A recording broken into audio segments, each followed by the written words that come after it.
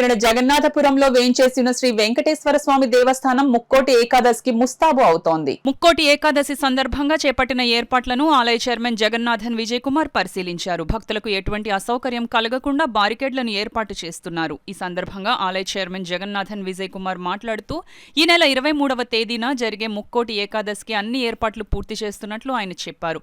భక్తులకు ఎటువంటి అసౌకర్యం కలగకుండా అవసరమైన అన్ని ఏర్పాట్లు పూర్తి చేసినట్లు ఆయన చెప్పారు.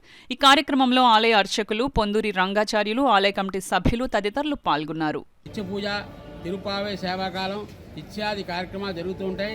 రేపటి రోజు 23వ తారీఖు శనివారం అయ్యింది. ఎంతో విశేషమైన రోజు. ఆ రోజు వైకుంఠ ఏకాదశి మహాపర్వదినం. ఆ పర్వదినం సందర్భంగా ఉత్తర ద్వారం గుండా భక్తులందరూ కూడా ప్రవేశించి ఉత్తర ద్వారం ఎదురుగుండా ఉన్నటువంటి వైకుంఠ నారాయణ స్వామి వారిని దర్శించి తర్వాత వెంకటేశ్వర స్వామి, శ్రీదేవి భూదేవి సమేత వెంకటేశ్వర స్వామి వారిని కూడా దర్శించి ఎవరి తీర్థప్రసాదం స్వీకరించవలసిందిగా కోరుకుంటున్నాం. ఈ ఉత్తర ద్వారం గుండా ప్రవేశించి వైకుంఠ నారాయణ స్వామి చూడడం వల్ల ఎంతో విశేష ఫలితాలు ఉంటాయని ఆగమశాస్త్రం చెప్పబడుతుంది. ఎంతో విశేష ఫలితాలంటే వారికి ఆయువు, ఆరోగ్యం, ఐశ్వర్యం అన్నీ కూడా స్వామివారు కలగజేస్తారు. ఎందుకంటే రేపటి రోజున 33,000 కోట్ల దేవతలందరూ కూడా స్వామివారిని, వైకుంఠ నారాయణ స్వామివారిని దర్శించిన రోజు.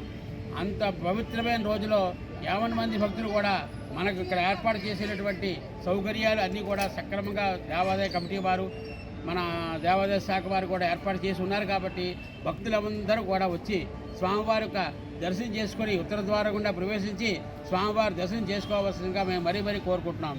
దానివల్ల ఏంటంటే మేమందరం కూడా మా మెంబర్స్ అవనే, ఈఓ గారు అవనే, గుడి మెంబర్స్ అందరూ కూడా సుమారు 4 రోజుల నుండి దగ్గరుండి ఏర్పాట్లు అయ్యి చేయడం జరుగుతుంది. బ్యారికేడ్స్ అవనే, అలాగే 110 సిఐ గారిని రిక్వెస్ట్ చేసాం. ఆయన ఈ రోజు నుండి కూడా పోలీస్ బందోబస్తు ఇవ్వడం జరిగింది. ట్రాఫిక్ కానీ పార్కింగ్కి కానీ ఎటువంటి ఇబ్బంది లేకుండా పార్కింగ్కి సుమారు చాలా వరకు ప్లేస్ ఇచ్చాం. అది పార్కింగ్కి ఇబ్బంది కూడా ఉండదు. అలాగే చాలామంది భక్తులు ఏంటంటే రేపు ప్రసాదాలు కూడా ఇవ్వడం జరుగుతుంది. రవణోక ప్రసాదం, అలాగే కట్టు పొంగలు, ఇలాగ రకరకాల ప్రసాదాలు కూడా పొద్దున్న నుండి సాయంత్రం వరకు కూడా ఇవ్వడం జరుగుతుంది. అందులో భక్తులకి ఎటువంటి అసౌకర్యం కూడా కలగదు. దయచేసి మీరు అందరూ కూడా అంటే ఉదయం పొద్దున్న 3 గంటల నుండి ప్రారంభం అవుతుంది.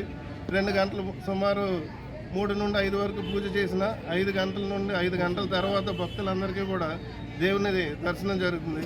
కావున భక్తులందరూ 5 తర్వాత వచ్చి మీరందరూ దేవుడి యొక్క తీర్థప్రసాదాలు పుచ్చుకొని దేవుని ఆశీర్వాదాలు తీసుకోండి.